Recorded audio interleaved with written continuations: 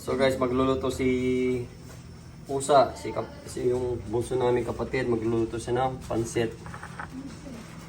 So ito yung shrimp, vegetable, at saka vegetable ulit. So starting na po ng pagluluto ng pansit. Yung magluluto natin mga kamay. Yun ang bunso namin kapatid. Oo mga my friends. Dati kasi silang may tindahan sa bayan mga my friend. Nagtitinda sila ng mga ano yung tinda? Mami, pansit, lutong ulam. Galing silang magluto mga my friend. Basta Kapampangan masarap magluto, sabi nga. Mga my friend. So yung cook for today is si tinatawag nilang Pusa. Si Rapi. Nung anak niya is Rapi Junior, mga my friend. Parang si Tatang Oscar may junior din. Sarap na amoy. At ayun, si Bilog. Bilog! Na naman ang van. Ay, Laguna na.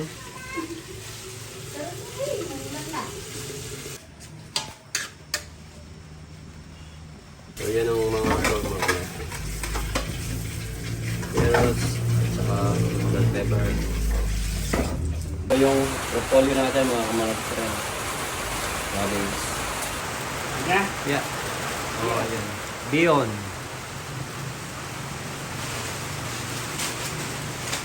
Kaya maraming sabaw mga friend. Mamaya, sisip-sipin lang ng ano, ng beyond.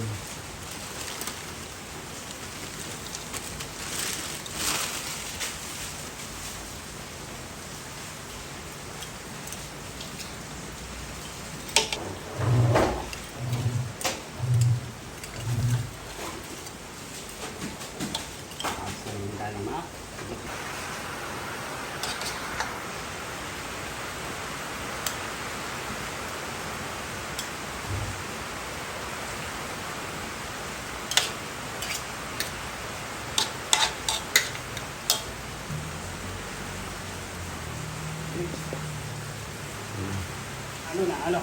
Haluin na mga kamay friend. Hindi na. Woo! Pero ako mga kamay friend, hindi ako marunong magluto ng pansit talaga. Pero itatry ko ulit. Pag nasa Germany na tayo mga kamay friend. Nung first time ko magluto, naging ano, na-overcook.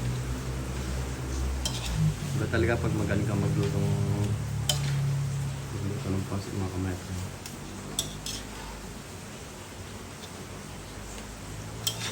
Nung buhay pa si tatay, mga kamay friend, doon kami kumakain sa karinderya ni Utol.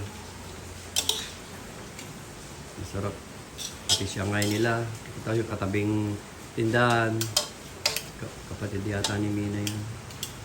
Bali, gumagawa sila ng ano, yung mga pabalat ng lumpia. O pabalat ng siyangay. Basta pabalat. Okay na oh, gandang ano.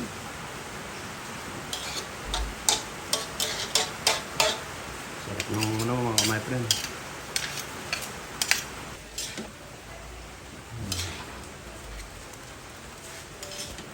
Iba talaga pag marunong ka ng magluto ng pansit. Easy lang. Pero pag tayo nangangapa pa mga my friend.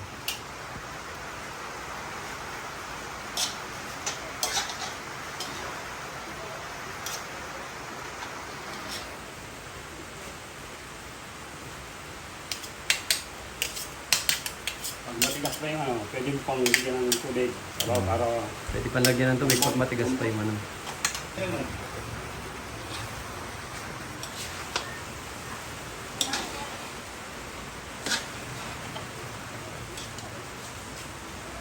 masigal na.